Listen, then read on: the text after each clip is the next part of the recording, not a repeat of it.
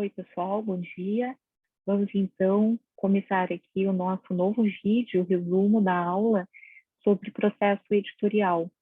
Essa aqui é a tela do nosso Moodle, onde eu tinha já disponibilizado com antecedência o material, né, para vocês navegarem, para vocês se interarem sobre o assunto.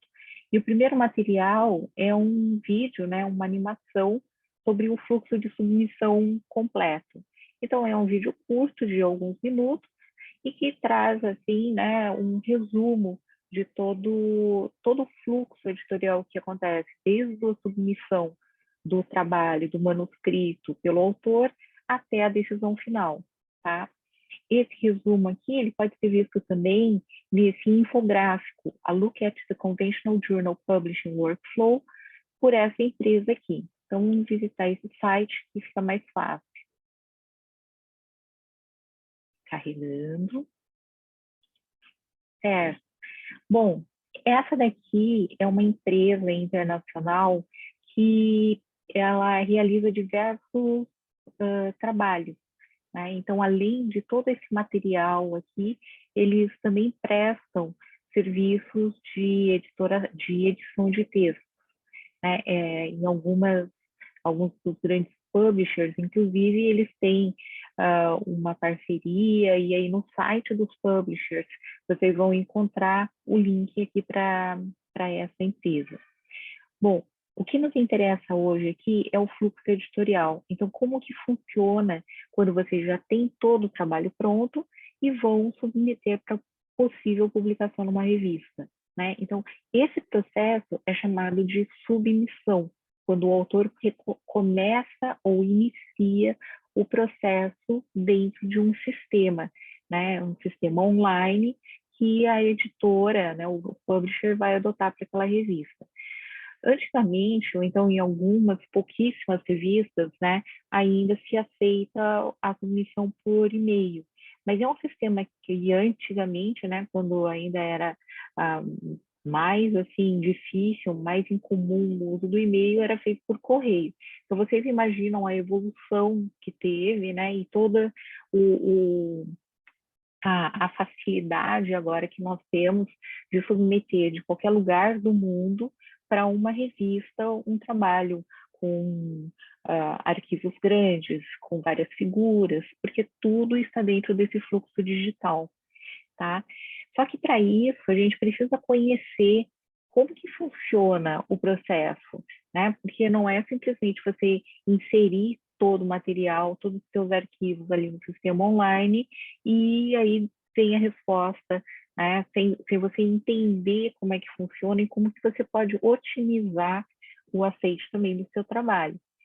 Bom, quando você submete, né, então é o ponto de partida, você já tem que estar com todo o material pronto, né? Se você não tiver lido as instruções da revista, que normalmente você encontra ali um checklist de submissão, e você não tiver preparado todo o material de acordo com aquela revista, as chances que você tem de ter um sucesso nesse workflow diminuem drasticamente, né? Isso porque quando você submete no sistema da revista, e aí pode ser, por exemplo, o Manuscript Manager ou então o Scholar One, né, que vocês vão ter que fazer um cadastro e submeter tudo, realizar tudo, preencher várias abas. Quando vocês finalizarem e o sistema, né, mostrar para vocês que a sua submissão está completa, vocês receberem um e-mail automático da revista, essa submissão vai ser revisada internamente por uma secretária, um secretário, né, um técnico administrativo, pode ser até pelo editor-chefe, né, ou pode ser por um auxiliar do editor-chefe, que pode ser um outro editor associado, ou então, no caso de algumas revistas acadêmicas menores, pode ser por uma equipe de pós-doc, ou então de alunos de doutorado. Mas esse primeiro momento é de checagem para verificar se todos os seus arquivos, todo o seu material está de acordo com as normas da revista. Tá? E se não estiver de acordo com as normas da revista, ou então se não estiver dentro do escopo da revista, ou seja, do tipo de trabalho, do tipo de material que aquela revista realmente publica, ele é imediatamente rejeitado, tá? Então, para evitar isso, né, é sempre bom que vocês encaminhem o material da melhor forma possível, dentro das normas da revista, do estilo das revistas, da revista, e que o assunto também seja objeto de publicação daquela revista, né? Às vezes as pessoas veem uma revista que é interessante, mas não se atentam a esses detalhes, né? Que é aquele nosso planejamento anterior até o modo de você formatar as referências de forma adequada. Se o trabalho for interessante, nessa primeira checagem, o secretário, a secretaria, ela devolve para o autor, para que coloque nas normas e ressubmeta novamente pelo sistema online. Então, você tem ainda a possibilidade de você adequar, né, todos os seus arquivos e iniciar o processo de forma correta. Só que o que acontece aqui? Você perdeu tempo. Então, se você perdeu tempo e você está né, com pressa e a revista também vai demorar para realizar todo esse processo de revisão até a decisão final de aceite ou não do seu trabalho, você perdeu tempo, e é um tempo precioso, tá? Então, a dica aqui é que você realmente tome muito cuidado na formatação do seu trabalho antes da submissão. E se, por acaso, voltar para alguma readequação, que você faça isso rapidamente, né, com bastante cuidado, para que você possa, então, entrar no fluxo normal da revista. Bem, se tudo estiver, então, adequado, então o editor ele vai mandar para a revisão por pares. Então, esse peer review é a revisão por pares. E nós já falamos que os pares são pesquisadores, de preferência da mesma área do artigo, e que vão avaliar a qualidade científica, né, a qualidade metodológica, a relevância dos resultados, e também são pessoas que, como trabalham na mesma área, no mesmo tema, às vezes, estão também com toda a revisão, uma revisão de literatura atualizada, o estado da arte, e vão poder contribuir tanto para o autor melhorar o seu trabalho, quanto também, e principalmente, para aconselhar o corpo editorial, então os editores associados, o editor-chefe, se aquele trabalho ele tem a qualificação necessária para ser publicado ou não, né? Ou se necessita de modificações, que podem ser modificações menores ou maiores.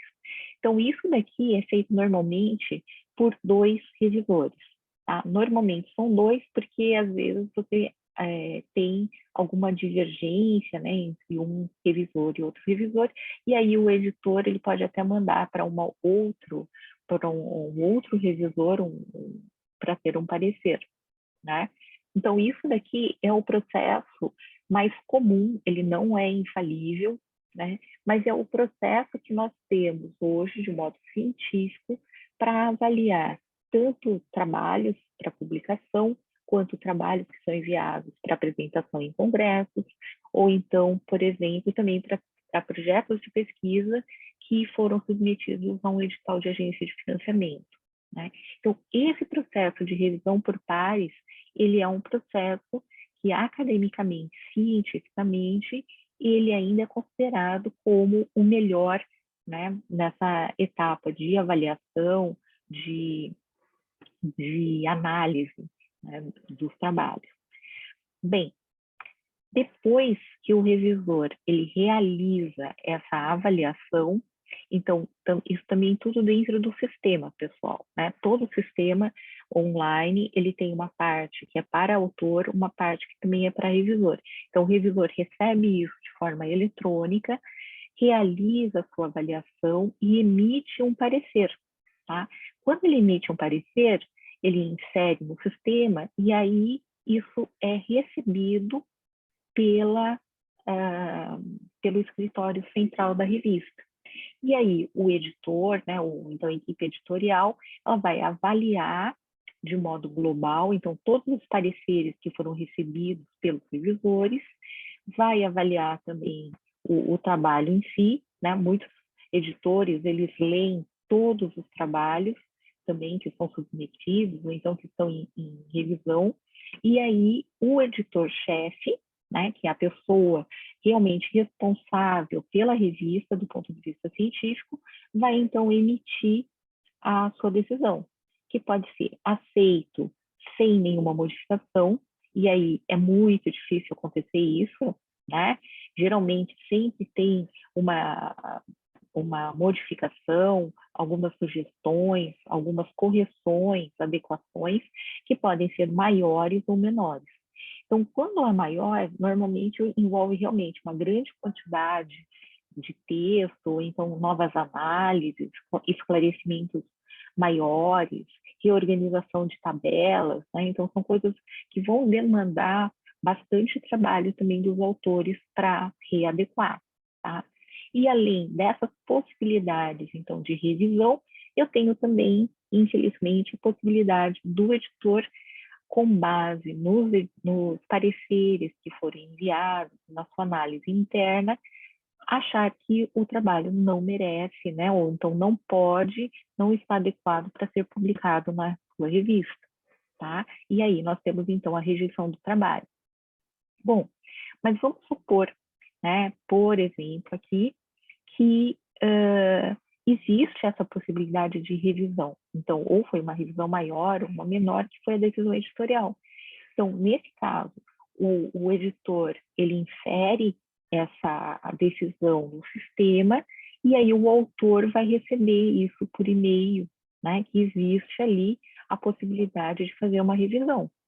Aí está tudo detalhado, né, todas as recomendações dos revisores, do editor, e os autores, né, o autor e seus coautores, então vão avaliar a pertinência de cada sugestão, cada pergunta, e revisar, então, o seu manuscrito, né?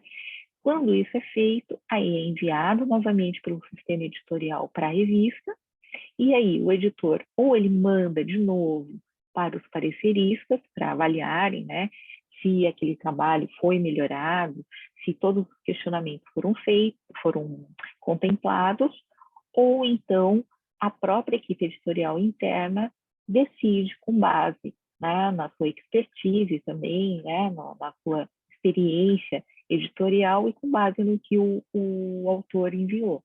Tá? Então, aqui é bastante importante essa questão de comunicação, porque se você não for bem claro, né, no que você realizou de alteração, de melhoria, né, de contemplar aqueles questionamentos dos revisores, o editor ou a equipe editorial, ela também não vai saber o que você fez ou não fez, né, em relação aos questionamentos. Tá? E isso daqui a gente vai até mostrar daqui a pouquinho aqui alguns exemplos para vocês terem uma ideia mais prática. Bom, mas no final, então, se você, como autor, enviou novamente, né, o trabalho pelo sistema, o editor-chefe faz toda essa ponderação e aí ou ele aceita ou no final ele rejeita o trabalho. Né? E se aceitar, então ele entra no processo, no fluxo de publicação interno, e, no caso de rejeitar, aí você vai ter que procurar uma nova revista, verificar as normas, formatar de novo e começar, né, infelizmente, todo o processo, tá bom? Pessoal, hoje em dia, as revistas top, né, as revistas assim, do primeiro quartil ali dos indicadores bibliométricos, eles estão com uma sobrecarga, né, de submissões. E a maioria dessas revistas, elas estão com uma taxa de aceite de cerca de 10 a 20%. Isso significa que de 10 trabalhos que foram submetidos, somente 2 ou até 1 vão ser depois aceitos e publicados. Né? Isso está acontecendo já de algum tempo para cá, alguns anos, e agora se acentuou bastante, né? Nessa época de pandemia, todo mundo começou a ficar em casa, né? Os pesquisadores, e começaram a escrever, os alunos, Então, o que houve agora é que realmente tem muitas submissões, né, que já vinha tendo também, mas agora tem uma quantidade enorme. E por causa disso, a probabilidade de você ter uma, duas, três, né, rejeições aí pelo meio do caminho são normais, tá? Então, o importante aqui é você não desanimar. Se você viu aqui, ó, esse workflow aqui, pessoal, são muitas etapas, são muitas idas e vindas, e se você perder tempo, deixar parado, né, isso daqui pode significar meses, né? Então, daqui a pouco, você submeteu o trabalho e aqui demorou, né, internamente na revista, depois veio para você corrigir, e você demorou mais tempo, o revisor demorou também. Pessoal, daqui a pouco você já vai ter que atualizar de novo a revisão da literatura do seu manuscrito, tá? Porque já se passaram, por exemplo, quase um ano, né? Vários meses, quase um ano, e aí você vai ter que dar uma olhada se não saiu algo pertinente, principalmente se seu trabalho for de revisão de literatura, tá certo? Então, fica a dica aí. Bom, na hora que você submete, né, pessoal, nós temos então uma carta de apresentação. E a carta de apresentação é bem isso mesmo, né? Você vai escrever para o editor, falando que está submetendo aquele seu manuscrito, que o manuscrito se refere a isso, que os principais resultados foram esses, que todos os autores estão de acordo e que o trabalho não está sendo analisado, não foi submetido para nenhuma revista simultaneamente. Então, basicamente, esse daí é o script da carta de apresentação, né? Então, em inglês, né, cover letter, e em português, carta de apresentação, tá? Aqui é o site da American Journal Expert, que é uma outra empresa internacional que faz tradução e formatação, edição de texto. Então, é uma possibilidade, né? A única coisa é que eles realmente são, às vezes, um pouco caros. Bom, e aqui, né, são reportagens aqui, né, são matérias curtas, aqui vocês podem ver, mas são bem sucintas e bem interessantes, tá? Para escrever como que você escreve essa carta de apresentação, tá? E tem aqui, ó, exemplos. Então, tem modelo Word, né, outro modelo de carta comercial, essas instruções também para escrever uma carta de apresentação em inglês. E isso daqui vocês vão ter que colocar dentro do sistema de submissão. Então, seja Scholar One, Manuscript Manager ou qualquer outro, uma das abas naquele processo de submissão para a revista é a cover letter. E aí, geralmente, tem uma caixa de texto que você vai poder copiar e colar, né? Então, para isso que você tem que preparar a cover letter com antecedência, ou então, ao invés de copiar e colar, tem um botão também ali de anexar, né? De fazer o upload do arquivo, tá? Então, isso daqui é um dos requisitos. Bom, vou fechar aqui, tá? E esse daqui, então, é o site de peer review, né? Como eu disse para vocês, vários desses grandes publishers, então a Wiley, a Springer Nature, a Elsevier, eles têm no seu site recursos tanto para autores quanto aqui também para os revisores. E esse daqui é bem legal, porque quando vocês começam a publicar, as revistas elas também vão começar a entrar em contato com vocês para solicitar um parecer, né? Então, isso é muito legal, né? Apesar de que ainda não é muito valorizado, né, em termos de currículo, ou então em termos de produção, mas isso daqui está sendo cada vez mais visto, né? E tem, inclusive, no currículo Lattes, um local ali onde você pode colocar que você é parecerista de revista A, B e C. E também lá na produção técnica, você também pode colocar, discriminar, né, o parecer que você deu. É óbvio que se a revista adota o sistema de parecer, né, sistema de peer review cego, né, o revisor ele não pode, não vai saber quem é o autor e o autor não vai saber quem é o revisor.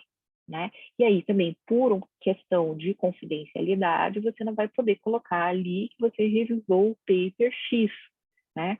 Ou que revisou, e principalmente se o trabalho ainda não foi publicado, tá? Então, por isso, por uma questão também de ética, de integridade, o que se coloca quando você no currículo Lattes é a revista onde você atuou como parecerista. Agora, existem também agora algumas iniciativas internacionais que nas próprias revistas, quando você atua como um revisor, ele te possibilita que você clique num botão ali, né, e aí você receba crédito, né, um crédito de trabalho intelectual pelo parecer que você emitiu, né? Então está ligado ali tal ao Publions, tá? Então isso daí vocês vão vendo à medida que vocês forem participando, submetendo, recebendo, né, trabalhos para serem pareceristas, vocês vão se atentar para tudo isso que estou falando para vocês. Mas quem já tiver um interesse, né, para ir mais a fundo, então, por exemplo, aqui na Wiley, que é um dos grandes publishers mundiais, você tem vários materiais aqui relacionados, então, com o peer review, tá? Então, isso daí, tá? E aqui é um outro item, então, aqui, né? Que é como você responde para os revisores. Então, os revisores fizeram a avaliação do seu trabalho, fizeram diversas considerações no parecer. O parecer foi encaminhado para o editor da revista e o editor enviou para você, como autor, para fazer uma revisão do seu artigo, né, do seu manuscrito. E aí, você não pode simplesmente, né, enviar o trabalho revisado, né, um outro documento Word, sem falar nada, tá? Então, esse daqui também é um outro artigo curto, né, de como que você vai responder adequadamente para os revisores, mesmo que você não concorde, né? Mesmo que o revisor tenha sido muito contundente, né? Normalmente, o papel do revisor, ele não é rebaixar o trabalho, né? Ele não deve, né, fazer isso de uma forma deselegante, mas às vezes acontece. Então, aí cabe ao autor responder, né, de forma polite, né, então de uma forma educada e de contestar, né? Você pode não acatar todas as críticas e todas as sugestões, né, que os revisores fizeram, só que você vai ter que responder e justificar, tá? Então, esse daqui é bem interessante aqui, né, porque tem alguns insights aqui, né, de making a positive impression, tá? Então, isso aqui eu acho que vale a pena vocês terem como uma carta na manga aqui e verem, né, lerem aqui com cuidado, tá bom? Bom, eu vou fazer o seguinte, eu vou passar agora um exemplo, né, porque fica mais fácil da gente entender aqui. Então, esse daqui, pessoal, foi o trabalho de uma aluna minha que ela fez doutorado e acabou não publicando a tese dela. Ficou parada durante muitos anos, mais de 10 anos, porque nesse meio tempo ela mudou, voltou para o estado dela, aí depois ela teve um filho, depois teve 2 filhos, depois teve o terceiro filho, né? E aí, com toda a vida profissional, familiar e tudo, ela acabou não publicando, eu também tinha outros afazeres aí na PUC, e o trabalho ficou parado. E aí, mais recentemente, né, questão de 3 anos atrás, ela disse que ela precisava, ela é professora de uma federal, falava que precisava, então, de fazer a progressão na carreira docente dela, precisava publicar, etc., e se a gente não tinha como publicar a tese dela. Falei, olha, dá para tentar, né? Não dá para garantir, mas como a tese dela, ela não era uma tese mais conceitual, né? Mais de mecanismo de ação, como é que, no caso aqui e tal, né, o uso de prótese ou não, né, em prótese em boca, afetava a atividade muscular, é algo, por exemplo, que não tem influência, né, de alguma marca específica, de algum material ou de alguma técnica. é algo fisiológico, é algo mais biológico da pessoa. E isso, né, 10 anos atrás, ou fazendo o experimento agora, teria a mesma, não alteraria, né, por causa do fator tempo, tá? Então, aí, é óbvio que teve que atualizar toda a literatura, né? Então, por isso, da importância de vocês não perderem esse timing. Porque se vocês perderem o timing, dependendo do trabalho, vocês vão ter que reescrever ou refazer, no caso, por exemplo, de uma revisão sistemática da literatura, vai ter que refazer uma parte, tá? Nesse caso aqui, ela atualizou a literatura, submeteu para uma revista, 2 revistas, 3 revistas, não deu certo. Aí na 4ª revista, a European Journal of Oral Sciences, que é uma ótima revista, né, de primeiro quartil ali da odontologia, a editora-chefe devolveu, né, para revisão. Então foi uma surpresa muito boa, né, porque é uma revista realmente, são revistas muito, essa é uma revista muito importante, que tem uma visibilidade bem grande nessa área científica, né, de acadêmica científica na Europa, e aí a gente teve a oportunidade de revisar o texto, tá? Então, essa daqui é a carta-resposta, veio um e-mail com os 2 revisores, e, então, quando você manda, pessoal, você manda uma carta, ela parece aquela carta da cover letter, né, quando você manda pela primeira vez.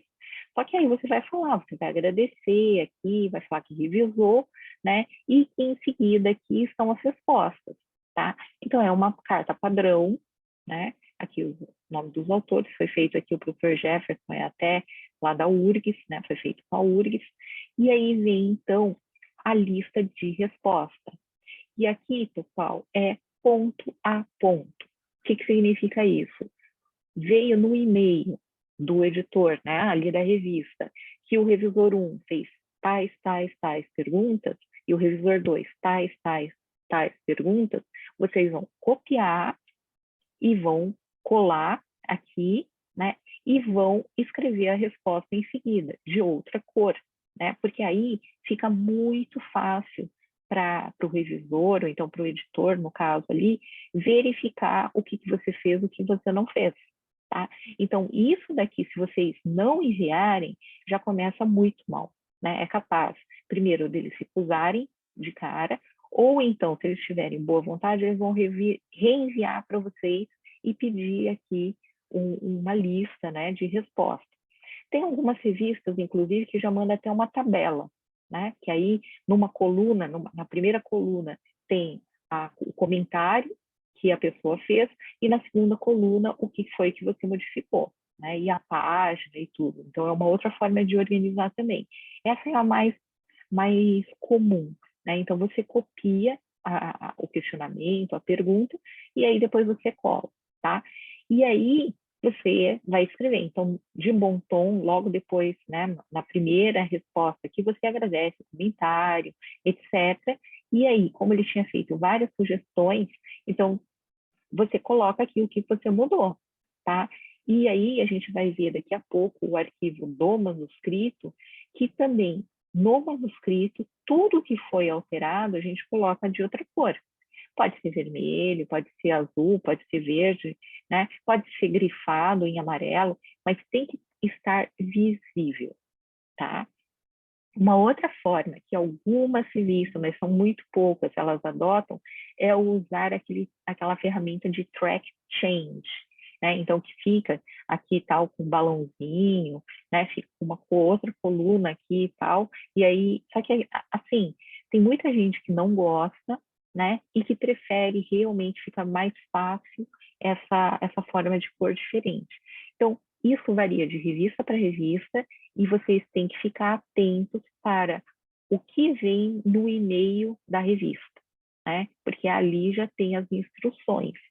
Se não tiver instruções, se for uma revista ali e tal, que simplesmente mandou os questionamentos dos revisores ali para você, né, revisar o seu trabalho, então essa é uma das formas mais comuns e mais simples, tá bom? E aí vocês podem ver, pessoal, foram 13 páginas, né? Então tinha muita coisa. São coisas, às vezes, curtas, né? Algumas descrições, tem coisas, às vezes, longas, né? Que aí precisava mudar, por exemplo, né? Algumas tabelas. Então, tinha figura também, né? Que, às vezes, tinha que incluir, excluir, mudar também algumas coisas de organização, mudar a tabela, né? Então, discussões também, tá? Então, olha só, dá trabalho, gente, dá muito trabalho, né? E às vezes você precisa conversar com o coautor, com outras pessoas, porque a parte de eletromiografia a gente teve que conversar de novo com o nosso colega, né, que fez há mais de 10 anos o trabalho com a gente lá na URGS. Então, isso daí é importante, gente. A gente precisa ter tempo, tá? Não deixem para a última hora. Então, vamos lá, ó. Olha só quanta coisa que tinha, ó, né? Tinha que modificar algumas das figuras, tá? Muita coisa, tá? Então, vamos ver agora o artigo. Deixa eu ver aqui, tá? Isso daqui. Então, e o artigo é a mesma coisa, tá? Então, aqui, ó, é o formato da revista, tudo, mas olha só, onde foi feita a alteração, então, no arquivo do manuscrito, né? Então, aqui, por exemplo, introdução, aqui, ó, o que foi alterado, então também está marcado e está citado, né, como resposta ali naquela carta, tá bom? Então, isso daqui, pessoal, é fundamental, né? Não tem como você simplesmente mandar o artigo revisado. Imagina se tudo isso aqui estivesse da mesma cor do resto, né? Em letras pretas. A pessoa não ia saber onde é que você mudou, tá? E aí fica muito mais fácil para você mostrar, não, olha, eu fiz o trabalho de casa, eu fiz o que vocês pediram, né? Ou então o que eu não concordo, eu explico naquela carta, tudo. Então, olha só, essa parte toda aqui, ó, tá?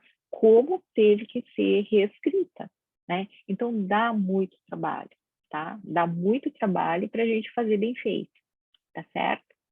Então, pessoal, isso daqui é para a gente mostrar, né, que todo esse processo, ele é um processo é, complexo, né? Depende de várias pessoas, a gente depende dos nossos coautores também, muitas vezes, e tanto nessa fase, né, que é a fase final, né, você já tem todo o trabalho feito, todo o trabalho escrito, você precisa ter todo o carinho, todo o cuidado também aqui para que você tenha sucesso, né? E ter também paciência e resiliência. Resiliência no sentido que se o trabalho for recusado numa revista, a gente vai ficar triste, vai ficar chateado, vai ficar com raiva às vezes, né? Porque às vezes também você não concorda com aquela decisão, ou então com os revisores, né, que levaram o editor a tomar aquela decisão, mas você tem que pegar, né, centrar de novo e organizar o material para submeter para uma próxima revista. Tá? E também não é simplesmente pegar os mesmos arquivos e entrar numa revista e submeter de qualquer jeito, porque cada revista tem as suas instruções diferentes, sistemas diferentes, então você vai precisar verificar toda a formatação de novo do seu trabalho. Né? Às vezes você vai precisar acrescentar algo ou remover alguma parte, porque cada revista tem instruções diferentes, tá bom? E esse daqui é um outro site, né? Então, última coisa aqui para mostrar para vocês é um site aqui que ele ajuda, na verdade, a você entender o processo, né, de submissão também, mas até de escolha, né, da submissão. Então, tem aqui também, ó, o check aqui é até para você pensar, né, quais seriam qual seria a revista mais adequada, por exemplo, para você submeter, né? Então, tem basicamente um checklist para você responder, né? E aí eu acho que ele pode ser útil também, né? Tem alguns sites aqui, alguns links aqui, né? O COPE, por exemplo, é o Committee on Publication Ethics, né? E tem outros aqui. Então, isso aqui pode ajudar vocês, no primeiro momento, a identificar se aquela revista, né, que vocês estão interessados, é uma revista idônea, né? Então, por exemplo, se ela tem um item, né, que está associado, né, a essas entidades aqui, então provavelmente é uma revista, né, que tem os requisitos éticos de integridade obrigatórios, né, mandatórios dentro da sua política editorial, né? Então aí já caminha para o lado, né, da idoneidade, né? Fugir daqueles periódicos predatórios, né, ou daqueles periódicos que não estão indexados e que, na verdade, às vezes eles vão cobrar uma taxa para vocês publicarem, prometem que vão publicar rápido, mas aquela publicação, na verdade, vocês vão acabar perdendo, tá bom? Então é isso, pessoal. Eu vou colocar, então, o vídeo aqui para vocês, né? Já está aqui, se vocês estão vendo, esse vídeo já está aqui, tá? E na próxima semana a gente vai falar, então, sobre divulgação científica, recursos tecnológicos, um monte de sites aqui bem legais aqui para vocês visitarem, né? E verem se vai servir para vocês, tá bom? Então a gente vai conversar sobre isso, vou tirar algumas dúvidas, né, se vocês tiverem, mas eu vou falar principalmente sobre infográfico. Então eu já coloquei até a apresentação aqui em PDF, né, para vocês terem uma noção, tá? Mas é isso que a gente vai conversar na aula que vem. Então, um abraço para vocês e até lá. Tchau!